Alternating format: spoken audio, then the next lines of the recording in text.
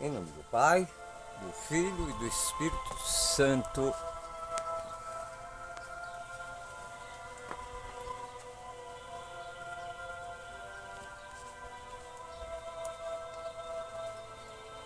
Vinde, Espírito Santo, enchei os corações dos vossos fiéis, acendei neles o fogo do vosso amor.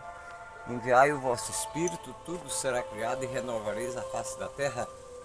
Oremos, Deus, que instruísse os corações dos vossos fiéis com a luz do Espírito Santo. Fazei que apreciemos retamente todas as coisas, segundo o mesmo Espírito, e gozemos sempre sua consolação por Cristo, Senhor nosso. Amém.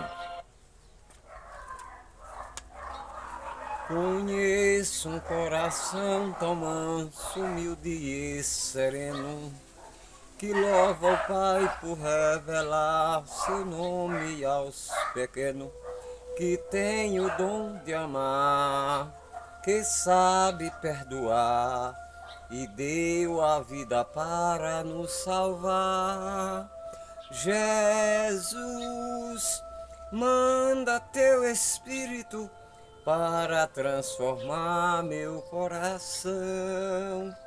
Às vezes no meu peito bate um coração de pedra, magoado, frio, sem vida, aqui dentro ele me aperta. Não quer saber de amar, nem sabe não quer saber de amar, nem sabe perdoar, quer tudo e não sabe partilhar. Jesus, manda teu Espírito para transformar meu coração. Lava, purifica e restaura a mim de novo. Serás o nosso Deus e nós seremos o teu povo. Derrama sobre nós a água do amor, o Espírito de Deus nosso Senhor. Jesus, manda teu Espírito para transformar meu coração. Irmãos e irmãs, sejam todos bem-vindos ao canal São José, primeiro santo. Para nós vamos levar mais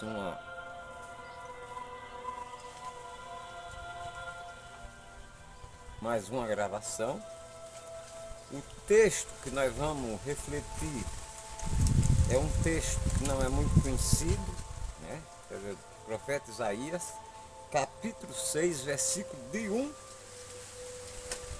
a 7. Vocação de Isaías.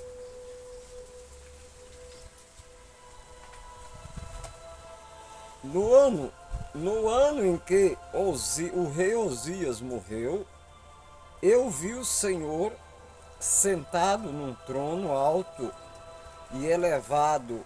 A barra do seu manto chegava até o templo. De pé, acima dele estava os serafins, cada um com 6 asas.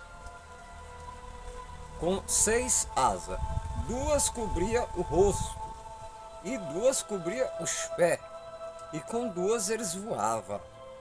E clamava um para o outro: Santo, Santo, Santo é Javé do exército. Sua glória encherá a terra. Como barulho de caminhão, os batentes das portas tremerão. O templo encherão de fumaça. Disse ainda, eu disse: ai de mim, estou perdido. Sou um homem dos lábios impuros. Vivo no meio de um povo dos lábios impuros.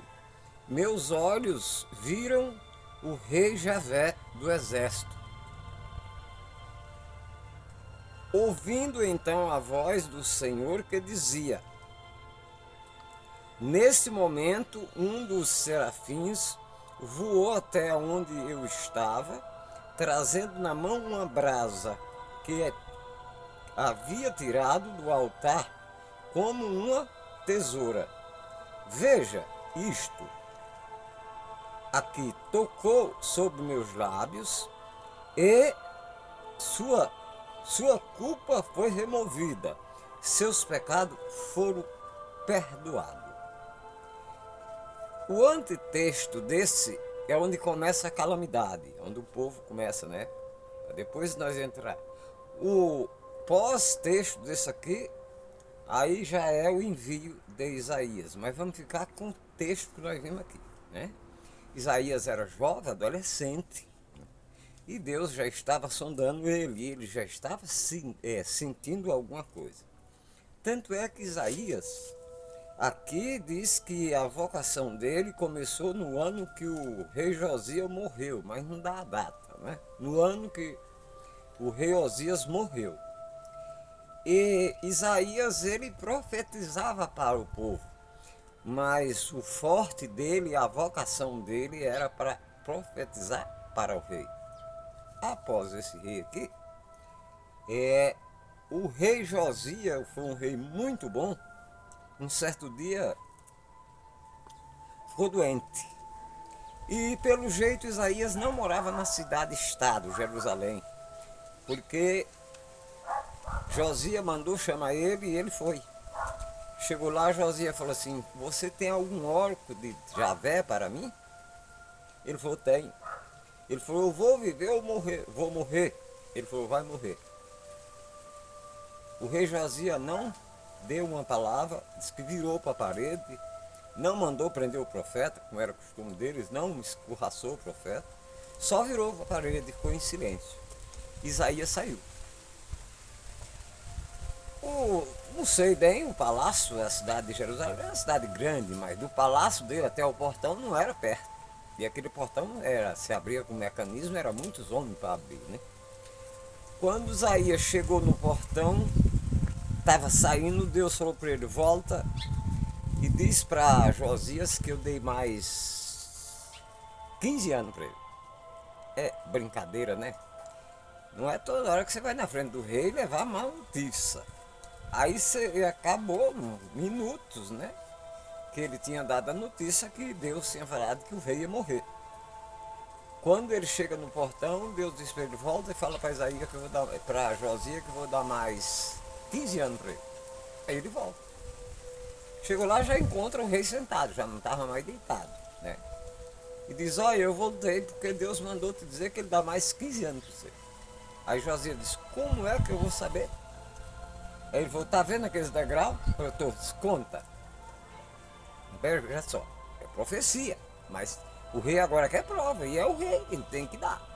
Ele falou: tá vendo aquele degrau? Eu tô. Tá vendo onde está a sombra? Tá. Então conta. Ela vai retroagir, voltar para trás, os 15 degraus. E assim aconteceu. A resto do sol voltou até no último. Josias falou: bom, agora eu acredito que é a palavra de Javé mesmo. Mas no texto de hoje, nós estamos vendo a vocação dele. E ele aqui fala dos serafins, né? E tem gente que fala tanto de idolatria e tal. Deus tem o serafim no templo, na Arca da Aliança. Deus mandou Moisés fazer o serafim, tem 2 serafins. Bom, os da Arca da Aliança era pequeno, mas quando Salomão fez o templo, fez enorme, né? Que os 2 cobriam, a asa tocava um do outro, que era para cobrir os santos do santo, ou seja, a Arca da Aliança que ficava numa caixa. Mas aqui ele vê os serafins preocupados. Ele escuta, né? Diz: o manto do Senhor era tão grande que chegava ao templo. Tudo deles ele se referia ao templo. Então, para aquele povo, o Deus deles era terra e o templo. Esse era a fé de todo aquele povo, depois do templo, depois que Salomão construiu. Então, o Deus deles era terra e o templo. Eles acreditavam em Deus, mas quando dava certo, quando era conveniente. Quando não era, os reis, então, muitos deles sapatearam. Mas Isaías diz aqui que os serafins tinham 6 asas Ele não fala quantos que era. Com duas cobria o rosto, com duas cobria os pés. Quer dizer, ele não viu os pés do serafim e nem o rosto. E com duas voava. E ele vendo aquilo, diz, ai de mim. Ai de mim por quê? Porque ele viu Javé, não, o rei no serafim, era a presença de Deus. Ai de mim, vou morrer, né? Mas o serafim, eu que sou um homem de lábios impuros, e vivo no meio do povo também de lábios impuros. O que é que eu faço? Nesse momento, um dos serafins voou até onde ele estava, trazendo-lhe na mão uma brasa que tinha tirado do altar, como uma tesoura. Com a brasa, tocou-lhe nos lábios e disse, veja isto aqui. Tocou nos seus lábios. Sua culpa foi removida, seus pecados foram perdoados.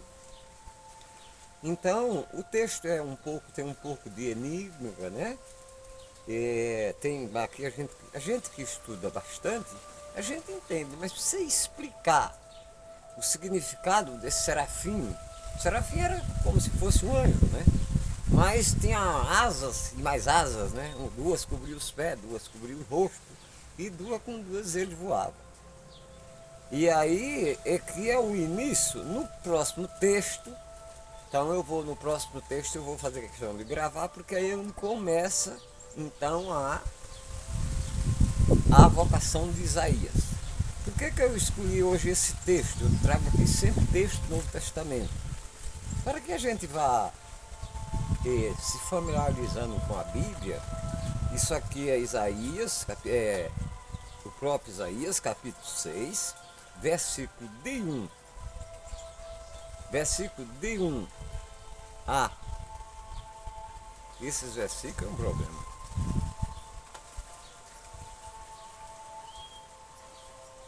Versículo de 1 a 7.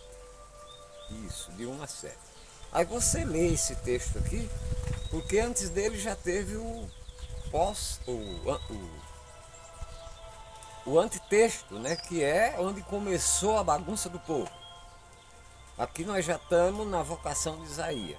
E esse mês de agosto é o mês vocacional. E quando nós falamos em vocação, por mais que a gente não queira, quando fala em vocação, vem na cabeça de qualquer pessoa religião, a igreja. A igreja é quem mais valoriza a vocação. A igreja dedica esse mês todo às vocações. E na verdade o mês de agosto é um mês mesmo onde sai muita vocação. Mas só para a igreja? Não. O que é vocação? Só religiosa? Só para o matrimônio? Não. Vocação, um professor vocacionado não tem coisa mais linda. Eu trabalhei na escola e dava pra gente ver um no meio de 30 vocacionado. Aquele professor não está interessado no dinheiro, quanto ele ganha, você não vê ele reclamar. Você vê que ele domina a sala, os alunos tudo gostam dele, porque ele é vocacionado, ele não está ali por causa do dinheiro. Então é uma vocação muito bonita e linda, a vocação de professor. Um médico vocacionado, que fez medicina não por causa do dinheiro. Tudo isso é vocação. Eu tenho duas netas que estão terminando a faculdade. Uma escolheu, nascida e criada na cidade grande, escolheu ser veterinária, até concluir os estudos. Então isso é vocação. Isso é vocação, não é porque eu quero ganhar mais dinheiro, é porque eu gosto dos bichinhos, eu quero lidar com eles. Então, a vocação tem em todos os campos, né? Um motorista de transporte vocacionado, que faz aquilo com gosto, para todo mundo que viaja com ele gosta, porque ele é vocacionado, né? Então aqui eu trouxe esse texto da vocação de Isaías justamente para dizer que falar do mês vocacional, que em 70 dia 5 de 71, por volta das 3 horas da tarde, eu atravessava a ponte do Paranazão, vindo do Nordeste, para o Mato Grosso. Quer dizer, tudo terminava ali, a civilização terminava ali. Tinha a polícia florestal do outro lado, que era um horror para a gente passar, 3 caminhões. E do outro lado tinha o exército. O exército não conversava com ninguém, só metia metralhador em cima, escrafunchava tudo e não falava uma palavra. Depois liberava ou não liberava. Era na época dos militares, ditadura, e o exército ali era duro, né? Mas no bolso do meu paletó tinha um livrinho interessante que eu não sabia ler. Eu lia adivinhando as letras, porque eu tinha estudado pouco, eu estudei aqui depois, mais tarde, né? E o livrinho era um livrinho do São Mateus, Evangelho de São Mateus, somente ele. E quando eu fui entregar, que o paletó não era meu, que eu fui entregar para o rapaz, aí peguei o livrinho, ele falou assim, você gostou do livrinho? Eu falei, não, pode ficar com ele. Era um amigo, nós vínhamos de viagem, só que ele ia para um lugar e eu para outro. Aí eu entreguei o paletó dele, e na hora que eu fui entregar o livrinho, ele não vai ficar. Aí esse livrinho ficou comigo muitos anos. Eu não sabia que aquilo estava, aquilo me dizia. Aquele livrinho estava me dizendo alguma coisa. Eu descobri anos e anos mais tarde, né? Mais de 20 anos depois. Quando eu comecei a ver que eu estava envolvido com a igreja, com o movimento da igreja e pregando o evangelho, que eu descobri que eu era vocacionado. E a minha vocação é essa. Não quero ser padre. Se eu tivesse que ser padre, eu teria sido. Eu tive tempo para isso. Mas nunca senti vontade. Não quero ser empresário. A minha vocação é pregar o evangelho para os meus irmãos. Que eu tenho certeza que todos são gente boa, mas que no mundo que nós vivemos, ninguém consegue ser bom, porque os dias são maus. Isso diz o Senhor Jesus. Os dias são maus. Então não tem como a gente ser bom diante de tanta maldade, diante de tanta riqueza de informática, que a gente pode dizer assim, meu Deus, mas a minha cabeça não cabe tanta coisa. E é verdade, não cabe. É tanta informação que a cabeça da gente não cabe. Nós não nascemos para isso, nós não fomos preparados para a evolução que nós vivemos hoje, né? Quem nasce hoje, tudo bem, porque ele nasce aí no meio, já não nasce no meio da... E parece bom, tudo parece bom. E não é. Os meios de comunicação é bom, mas é usado muito mais para fazer o mal do que para fazer o bem. Porque o aplicativo que está ali, que eu estou usando, ele não quer saber o que a pessoa vai falar, se ele vai falar de Deus, se ele vai falar de religião. O que importa é que essa pessoa tenha audiência. Se tiver audiência para eles, qualquer um dos aplicativos, não é só o que eu estou, todos eles. Ele não tem, não, você vai vir porque você está aí pregar o evangelho. Para ele não importa. Se tiver audiência, tudo bem. Se não tiver, e mesmo assim eles ainda criam problema. Mesmo você tendo audiência, nossa audiência não está ruim. Mas tem outras pessoas que eles passam na frente da gente. Simples porque é mais desejado pelas pessoas. O que marca a gente no aplicativo? A audiência, as partilhas, as inscrições. O meu canal, por exemplo, tá tudo bem. Mas olhando, eu estou com 140 e quase 150 vídeos gravados. Estou com 110 inscrições. Então, a minha audiência, se as outras coisas tá tudo bem, mas as inscrições tá pouca para o tanto de vídeo que eu gravei, né? Então eu quero, aproveitando aqui, que estou falando de vocação, e eu, graças a Deus, sou missionário vocacionado, tenho vontade, gosto de fazer. E eu estou fazendo para mim? Sim. Como eu já falei tantas vezes, todas as vezes que você acende uma luz, a primeira pessoa a ser beneficiada é você. Mas eu estou preocupado com os meus irmãos e as minhas irmãs, que nossa igreja ninguém conhece. A Bíblia católica tem uma preguiça danada de ler. E a Bíblia sozinha não é o centro do universo, ela é a palavra de Deus. Mas não é para alguém pegar e dizer, olha, se não tiver aqui eu não acredito, né? Não. Aqui é a palavra de Deus. Mas a palavra de Deus vem desde quando o mundo é mundo, passado de pai para filho, contado verbalmente. Jesus pregou sem nenhuma escritura. Nós vamos ver Jesus lendo a escritura uma vez na sinagoga de Nazaré. Inclusive uma escritura do profeta Isaías. E ele cita as escrituras antigas porque ele tinha estudado elas, mas ele não tinha elas na mão. Os apóstolos não tinham uma Bíblia. Os primeiros 5 séculos ninguém tinha Bíblia. E o Evangelho era pregado de viva voz. E é por isso que a igreja ensina que a palavra de Deus é centralizada em 3 coisas. Viva voz primeiro, porque foi com ela veio primeiro. Escrita. A igreja dedica o mês de setembro ao mês da Bíblia. E a Bíblia é usada na igreja. Mas ela é usada com uma ordem que nenhuma outra faz, né? Para ele colocar um texto do Evangelho, tem uma leitura do Antigo Testamento, tem um salmo e tem uma leitura das cartas que tem que bater. A leitura do Antigo Testamento é a raiz. O salmo é para completar a grandeza do Evangelho. E tem que dizer, tem que dizer alguma coisa sobre o outro. E a das cartas, seja de Paulo, seja de Pedro, seja de Tiago, que está sendo usada porque tem o ano A, o ano C e o ano B.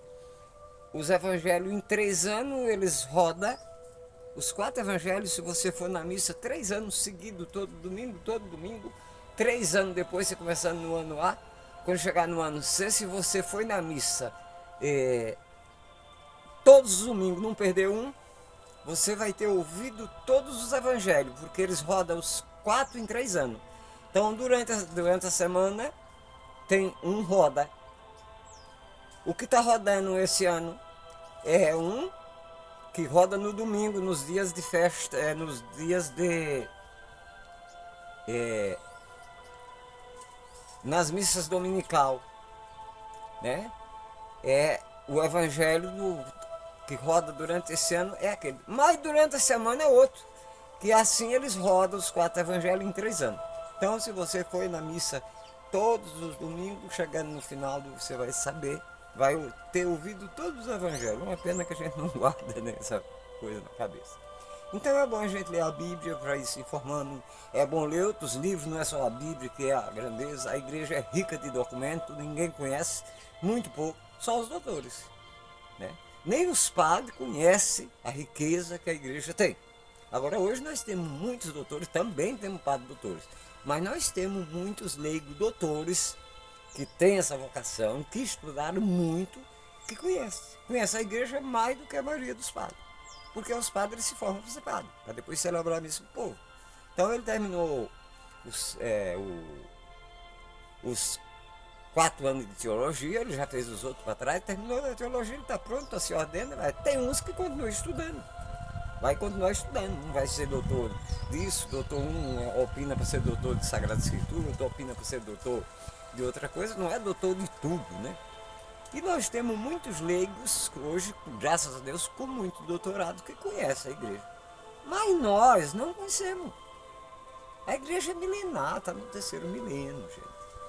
Agora, pelo menos um pouco, nós temos que conhecer. Quais são as coisas importantes da igreja que nós temos que conhecer? Jesus. Jesus é o centro, é o começo, como diz no Apocalipse, eu sou o ômega, eu sou o alfa e o ômega, que é a primeira e a última letra do alfabeto grego. Então ele diz para João, eu sou o alfa e o ômega. Ali nas 2 palavras ele diz tudo, né? Quer dizer, princípio e fim de tudo, não tem outros. E nós santos, que nós pedimos intercessão, Nossa Senhora, que é a maior intercessora, sempre foi e sempre será, contra o gosto de muita gente, mas ela não depende da vontade dessas pessoas, nem porque alguém não acredita, não é porque alguém não valoriza Nossa Senhora que ela vai deixar de ser Nossa Senhora com o poder que ela tem. E é interessante, Nossa Senhora não quer nada para ela. Quando alguém dá uma rosa para Maria, ela vai entregar para Jesus, vai mandar ele falar para você. Então, tudo que Nossa Senhora pede é para o filho dela, que é Deus, e que ela foi discípula dele. Ela é a mãe de Jesus, mas tão obediente que ela fez tudo que pedia na lei judaica, e por isso ela é a maior discípula de Jesus, a maior missionária e a mãe intercessora. Aí tem umas pessoas que dizem que não acreditam. Não vai diminuir nada, porque Maria foi elevada de corpo e alma, né? Ela veio a óbito numa casa, eu já falei aqui uma vez, na Turquia, nos arredores da cidade de Éfeso, e 3 irmãs cuidavam dela, viram, né? Diz que ela adormeceu, mas viveu 21 anos depois da morte e ressurreição do Senhor. Depois adormeceu e Jesus o levou. Por isso é que nós temos a ascensão de Jesus e a assunção de Maria. Ascensão porque ele foi por conta própria, mas a mãe dele precisou dele levar. E os santos não é diferente, ninguém atravessa o abismo sozinho. Só vai atravessar porque Jesus atravessa ele. Certo? Então, meus irmãos e minhas irmãs, o que eu queria falar essa tarde era isso, um pouco da vocação.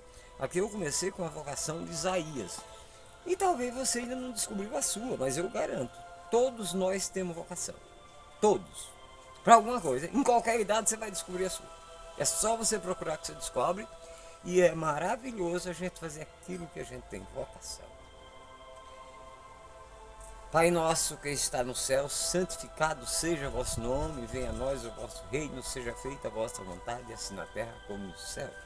O pão nosso de cada dia nos dai hoje, perdoai as nossas ofensas, assim como nós perdoamos a quem está ofendido. Não deixeis cair em tentação, mas livrai-nos do mal. Amém. Salve, Rainha, Mãe de Misericórdia, vida, doçura, esperança nossa, salve. A vós brandando os degradados filhos de Eva, a vós suspirando, gemendo, chorando nesse vale lágrimo. E a poça por advogada nossa, esse vosso olho misericordioso, nos ouvei. Depois desse desterro, mostrai Jesus, bendito é o fruto do vosso ventre, o clemente, o piedosa dos tempos de Maria. Rogai por nós, Santa Mãe de Deus, para que sejamos dignos das promessas de Cristo. Jesus está aqui nesse momento, sua presença é real em meu viver. Entregue sua vida a seus problemas, fale com Deus, Ele vai ajudar você. Deus te trouxe aqui para aliviar o teu sofrimento. É Ele o autor da fé, do princípio ao fim de todos os seus tormentos. E ainda se vier noites traiçoeiras, se a cruz pesada for, Cristo estará contigo. O mundo pode até fazer você chorar, mas Deus te quer sorrindo. Tenham todos uma semana cheia de bênção e que a paz de Jesus não falte na sua vida, na sua casa e com todos aqueles que lhe cercam. Louvado seja nosso Senhor Jesus Cristo, para sempre seja louvado, em nome do Pai, do Filho e do Espírito Santo. Amém.